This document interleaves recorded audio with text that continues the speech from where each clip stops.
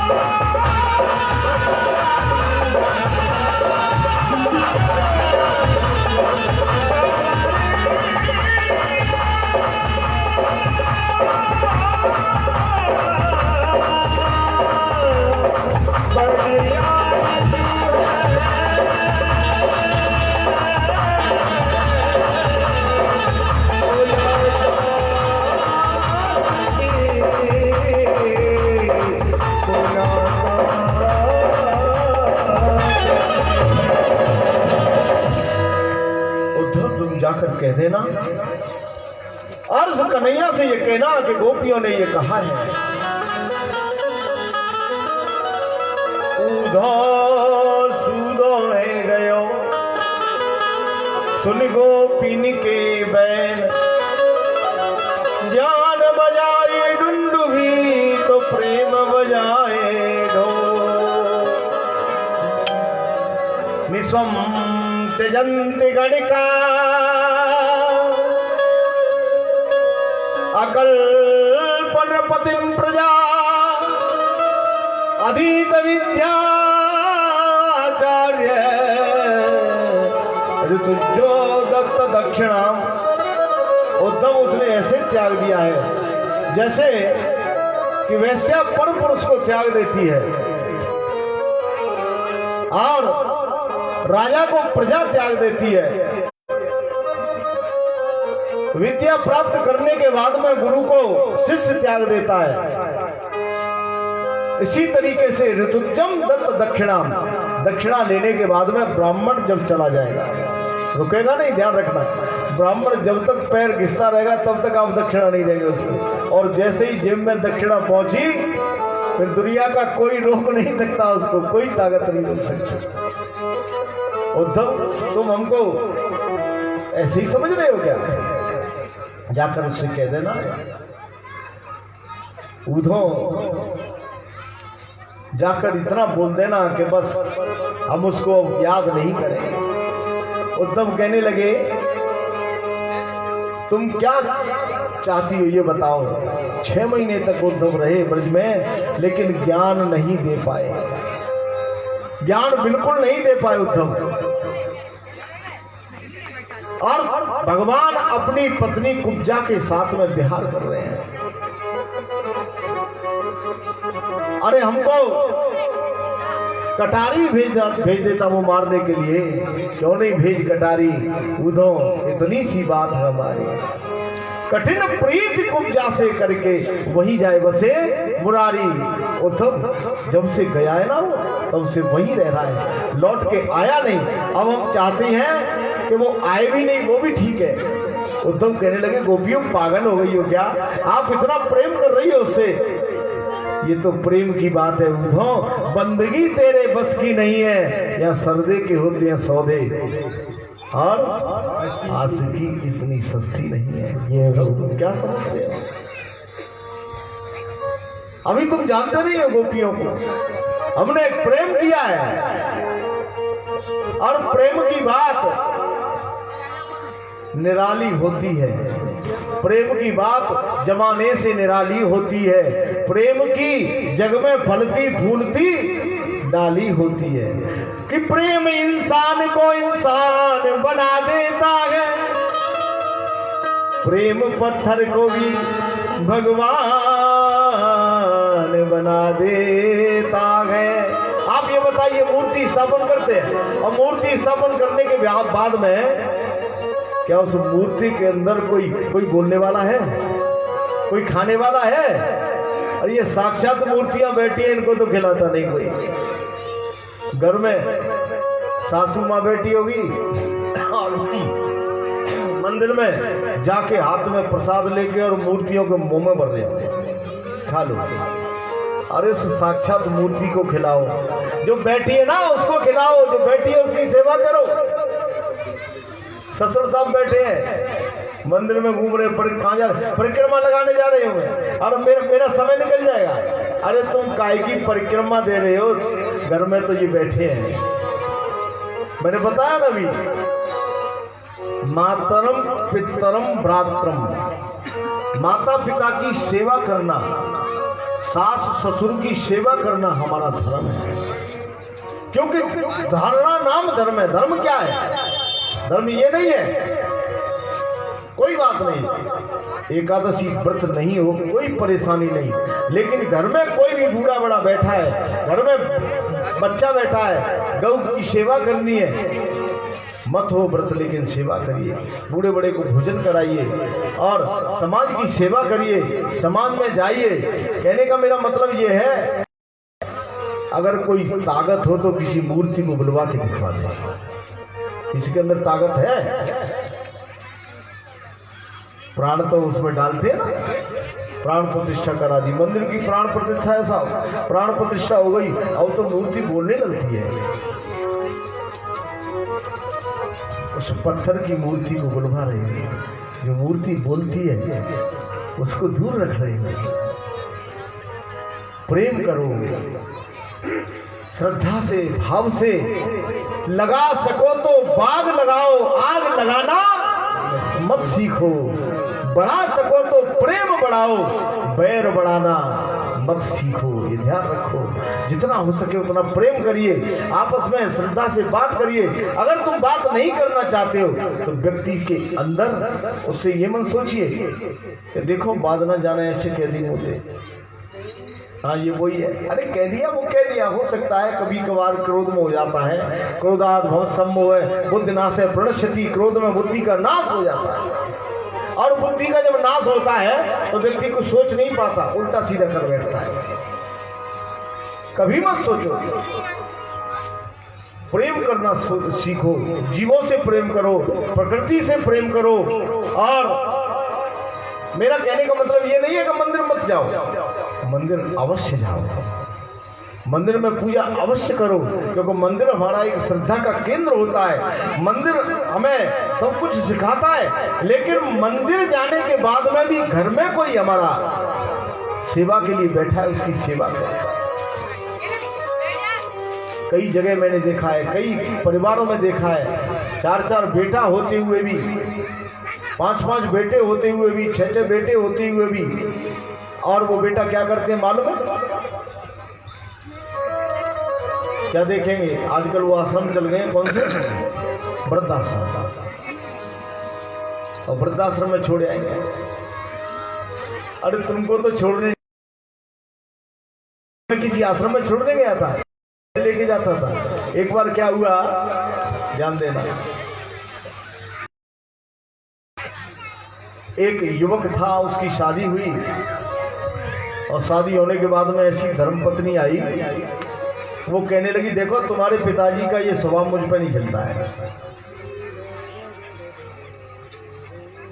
हर समय कुछ न कुछ करते रहते हैं, तो क्या करूं बताओ? बोले आप इनको संभालो। अब बेटा तो बेटा होता है, बेटा कहते हैं जो संपत्ति में से बांट ले उसको बेटा कहते हैं, ध्यान देना। और लड़का किसको कहते हैं? लड़का। लड़के का मतलब होता है जो लड़के भी ले ले तुमसे झगड़ के, मुझे लेना है। लेकिन पुत्र, पुन्नाम नरकम त्रायन्ते, पुत्र, पुत्र कहते हैं जो नरकों की यात्राओं से तारता है, उसको पुत्र कहते हैं। भक्त कहते हैं उसको, मातृ भक्त, पितृ भक्त। पिताजी की सेवा बहुत की उसने, और पिताजी का क्या हुआ, दोनों आंखें चली गई बेचारे। अब आंखें चली गई तो बहुत समस्या हो गई उनके लिए। तो एक दिन दोनों पति पत्नी ने क्या किया, विचार बनाया। तो गृह मंत्री कहने लगी महाराज आप या तो इनको आश्रम में छोड़ के आइए, नहीं कहीं छोड़ आइए, मुझे कोई आवश्यकता नहीं। तो बेटा ने गाड़ी में बिठाला और लेकर पिता को कहाँ पहुंच गया? जंगल में। जंगल में एक पहाड़ पर छोड़ दिया, और पहाड़ पर बिठा दिया, कहा मैं अभी आता हूं। वो बेचारा अंधा था, बैठा रहा, आखिरकार उसका शरीर शांत हो गया, चला गया। कुछ समय बाद उसके भी बेटा हुआ, लेकिन उसके भी एक ही बेटा था। और गति क्या हुई कि वो दोनों ही अंधे हो गए, पति पत्नी। उसके बेटे की भी शादी हो गई, और उसकी बहू तो ऐसी आई कि उससे भी आगे। वो कहने लगी मैं तुम्हारे पिता की और तुम्हारी माता की सेवा नहीं करूंगी। अब बेटा कहने लगा देखो ऐसा मत करो, बोले चाहे कुछ भी करो तुम। अब धर्मपत्नी की माननी पड़ती है, आजकल तो ऐसी गुड़की दे देती है कि बेचारा परेशान हो जाता है। ठीक है कोई बात नहीं है देवी, मैं आपकी बात मानूंगा। और तुरंत दोनों माता को पिता को बिठाकर धर्मपत्नी सहित दोनों गई, और जाकर कहां पहुंचे कि जहां वो अपने पिता को छोड़कर आया, उसी जंगल में पहुंचे। दोनों को पहाड़ पे बिठा दिया और वो कह रहा है कि पिताजी मैया तुम दोनों बैठना, मैं अभी जल लेके आ रहा हूँ आपके लिए। बोले बेटा कहीं ऐसा मत करना कि मैं अपने पिता को यहीं छोड़ के गया था, कहीं मुझे तू छोड़ जाए। बात खुल गई। तो ये ध्यान रखो, जैसा तुम करोगे वैसा तुम्हारे साथ में होगा, अवश्य होगा, निश्चित होना है, कोई रोक नहीं सकता। मैं दावे के साथ कहता हूँ इस मंच से। धर्म चोरी हो गया, सम्मान चोरी हो गया, मान चोरी हो गया, माँ बाप का बच्चों से सम्मान चोरी हो गया। भगवान प्रेम से सपत्नी मथुरा में विहार कर रहे हैं। मथुरा किसको कहते हैं? मथुरा मथुरा। मथुरा ये ध्यान रखना क्या है? मथुरा ये शरीर है। इस शरीर के अंदर भगवान कृष्ण को विराजमान कर लो, गोकुल बन जाएगा। इंद्रियों में विराजमान करने के बाद में गोकुल बन जाएगा।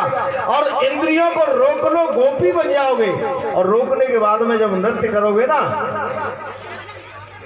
तो संसार से, वासनाओं से छुटकारा मिल जाएगा। इसलिए हमको भजन करना चाहिए, संकीर्तन करना चाहिए, सत्संग में जाना चाहिए। और इतना ही नहीं, ध्यान रखना, उसकी शरण में जाने से सब कुछ प्राप्त होता है। सुखदेव जी कहने लगे, राजन परीक्षित, भगवान ने अक्रूर को बुलाया, हस्तिनापुर भेजा, जाओ देख कर आओ क्या हो रहा है पांडवों के साथ में। और जैसे ही अक्रूर गोकुल गए, लौट कर आए, उन्होंने बताया कि पांडवों के साथ में दुर्व्यवहार हो रहा है, पक्षपात पूर्ण हो रहा है। किसगत्वाम हस्तिनापुरम पौरवेंद्र यशोंकितम। अक्रूर ने भगवान को बताया, प्रभु भगवान हस्तिनापुर में गए, पांडवों को, कौरवों को समझाया, बहुत कुछ कहा, लेकिन कोई मानता नहीं आजकल। क्यों नहीं मानता? कि कोई किसी की क्यों मानेगा? तो देखिए, कभी भी भाई का कभी भी कोई हिस्सा नहीं खाना चाहिए। अगर भाई का हिस्सा खाते हैं ना, तो कौरवों पांडवों जैसा होता है, कोई रोक नहीं सकता। हाँ, ध्यान रखना। बोले वृंदावन बिहारी लाल की।